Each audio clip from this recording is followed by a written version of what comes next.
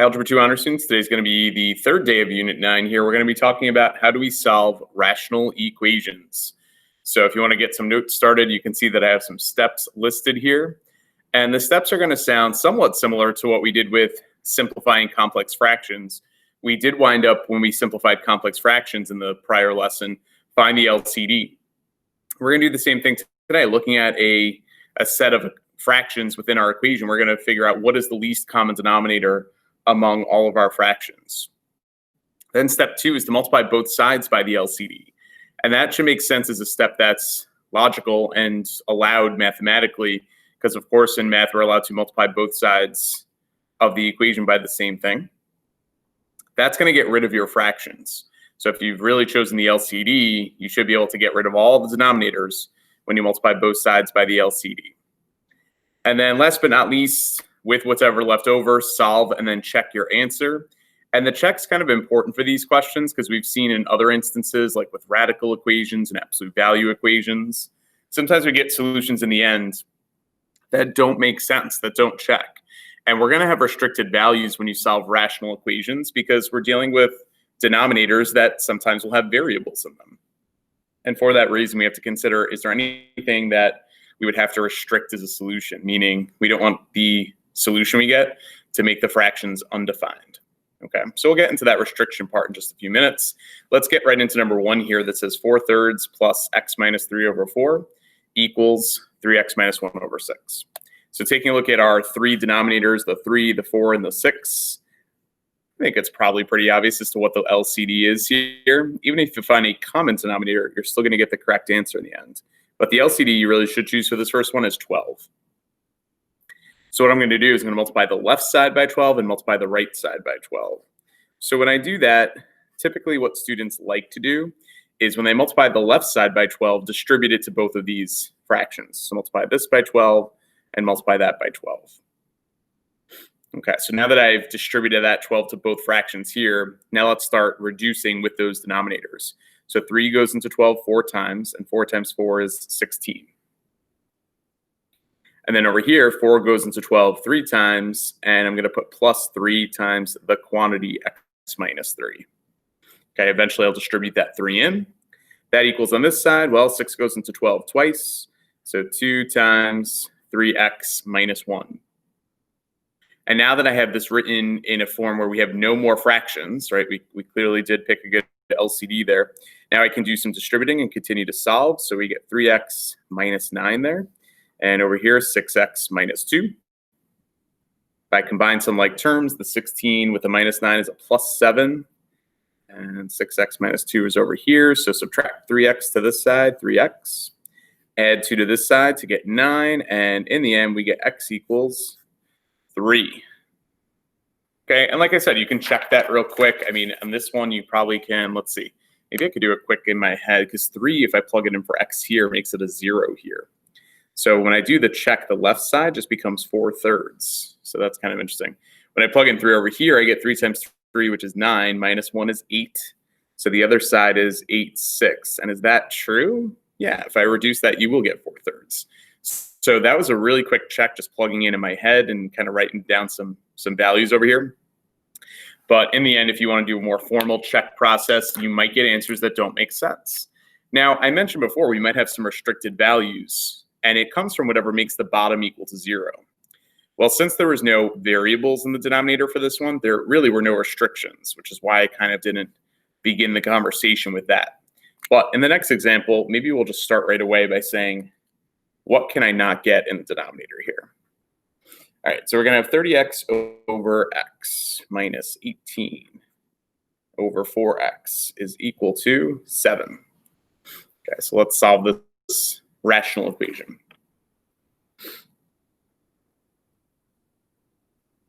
Okay, I am going to write a restriction off to the side. Now, this is not a formal part of the process, meaning that if you never do this, you'll still get full credit if you solve and get the correct answer. The reason why I like getting in the habit of doing this is it reminds me in the end, if I get the restricted solution, that I have to cross it off and say, nope, that's actually not an answer. All right, so the restriction here is going to be x equals 0. Why is the restriction x equals 0? Because if I plug in 0 for either of these denominators right now, we'll be dividing by 0, which is no good. So we want to make sure in the end, when I solve this, that if I get x equals 0, we're going to say there's actually no solution to this equation. Okay, if we get something other than 0, then we're good to go. So what is the LCD that I'm going to multiply by in this one? Well, first of all, on the other side, if you like writing that as 7/1, just like we did with complex fractions, go for it. With denominators of x and 4x, I would say that the LCD is 4x here. So we're going to multiply both sides by 4x. When I do that on the left side, we're going to see that we can distribute it to both of these terms. And I'm going to multiply 4x on the right side as well. All right, let's see what we're left with here. X cancels with one of those x's. So I wind up getting on this side 4 times 30, which is 120x.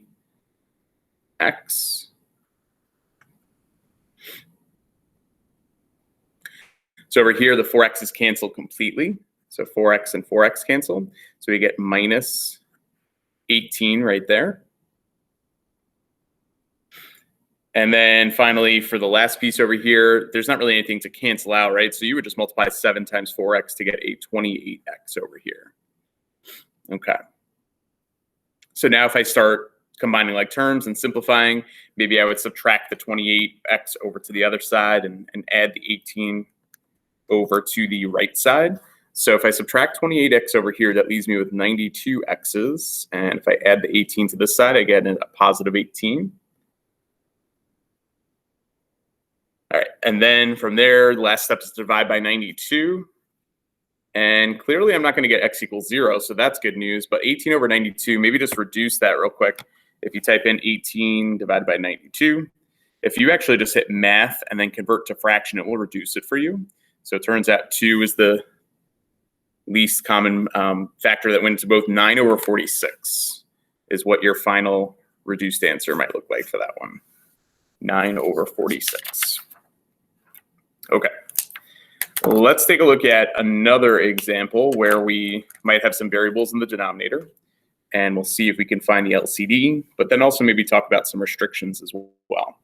So for number 3, we're going to solve 4m over m minus 2 minus 13 over 3m minus 6, and we're going to say that that equals 1/3. Okay, let's find the values of m that make this true. Okay, when you're finding LCDs, I think it's important, just like we did with complex fractions, to think about, are the denominators all currently factored? And they're not. So the 3m minus 6, as soon as I wrote that down, maybe you were thinking, you know, that's the same thing as 3 times m minus 2. So it turns out that when I write this in factored form, I see an m minus 2 here, I see a 3 here, and this has both of those factors, 3 and m minus 2. The LCD for this one is going to be 3 times m minus 2. If I multiply every single fraction by 3 times m minus 2, we're going to get rid of the fractions there. Now, I do want you to make a note, though, is that we do have a restriction here. What is the restricted value that I don't want to get as a solution?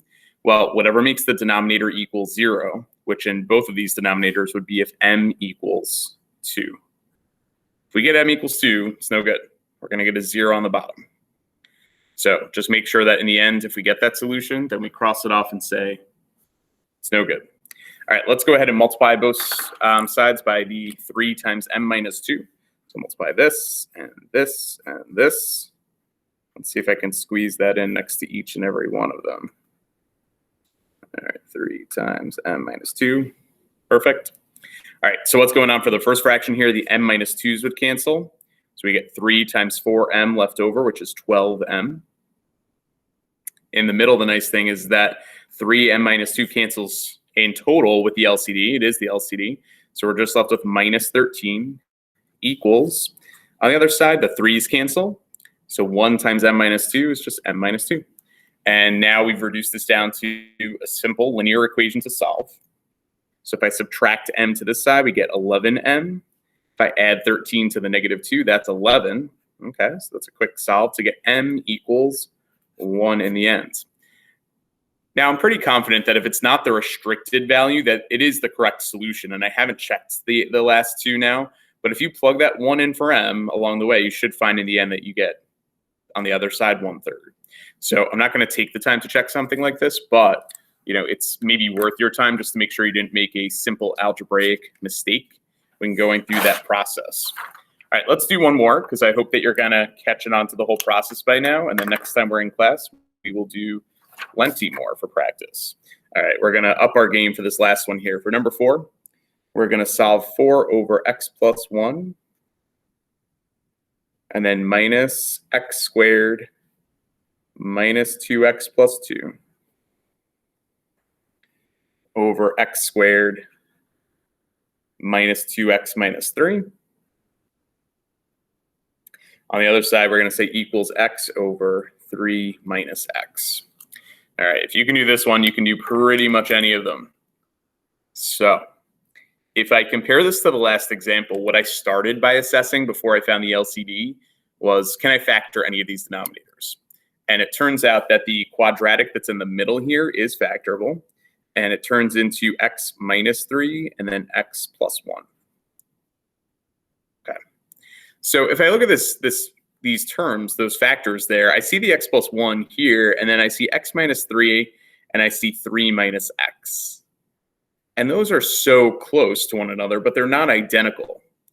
So what I'm going to do in the next step is just to make my life easier, and I'd recommend that you do this as well. I'm going to rewrite the left side with the new factored denominator. And I can make this look like x minus 3 if, and we've talked about this before, factor out a -1, right? So if I almost think about multiplying the top and bottom by -1 or factoring it out, then the denominator becomes positive x minus 3. But now my numerator is negative x. Okay, so when you take out that -1, you can think of it as kind of just like putting it up top just to make your life look a little bit easier. Or if you multiply the top and bottom by -1, which we're allowed to do, or just multiplying by 1 here, then we can get the denominator to match this factor over here. And I think that does make your life a little bit easier to start. Now that we're about to multiply by the LCD, the restrictions in this one would be if x equals 3, but also if x equals -1.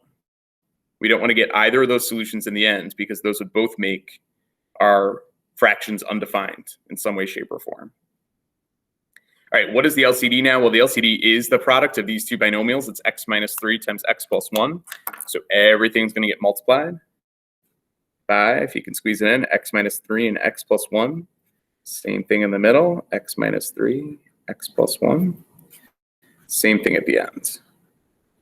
All right, so here we go. Now that we have that LCD written, first terms, cross off the x plus 1s, we get 4 times x minus 3. In the middle, x minus 3s cancel, x plus 1s cancel. So everything cancels. The only thing you have to be cautious about in the middle is that that negative is going to get distributed to x squared minus 2x plus 2. So I'm going to leave it as minus this quantity, but in the next step, that negative will get distributed across. Okay, and then equals at the end, x minus 3s cancel. So the negative x is going to get distributed into x plus 1. All right, so it starts off being a little bit more complicated looking than some of the others that we've solved, but let's see what happens after we distribute all these terms. So if I distribute the 4, we get 4x minus 12. As promised, I'm going to distribute a -1 into all those terms, so negative x squared plus 2x with a minus 2. And at the end, negative x squared minus x. So right now, this looks like a quadratic equation because we have these x squared terms. However, when you add x squared to both sides, notice how those x squared terms are definitely going to go away. So this actually, in the end, becomes a linear equation. And I'm going to clean up the left side before I solve here. So 4x and 2x is 6x. Negative 12 minus 2 is a minus 14. And that equals negative x on this side. Now, we shouldn't be scared of quadratic equations. We've solved many, many, many in this class where we set it to 0, factor, quad formula, whatever we need. So I would say don't be surprised if you're ever left with a quadratic. We'll factor it and then see if it matches any of these restrictions, because that would be bad news. Okay, but in this case, we do have something linear. So I'm going to add x to the side to make it a 7x. I'll add the 14 over here because I had 0 over there now. So now we have 14 on that side. And in the end, dividing both sides by 7, we do wind up getting that x equals 2. which does not match any of the restrictions. So we're in a good place. That is the correct solution to this original fractional equation. So of course, like we said before, we can check that. We can plug it in for all those x's. And I think that if you follow the process, you're in a good place. But you can see how it would be very easy in this case. You know, maybe I made this look a little easy in terms of switching that around, but that's something I'm hoping you'll recognize. If the factors are off by -1, you can multiply one of them by -1 on top bottom to change it to the factor that you're looking for. So that's kind of a good little trick to use if you're trying to establish an LCD, okay? So like I said, much more practice to come with rational equations. We'll do more in class next time I see you. Let me know if you have any questions. Have a great rest of your day.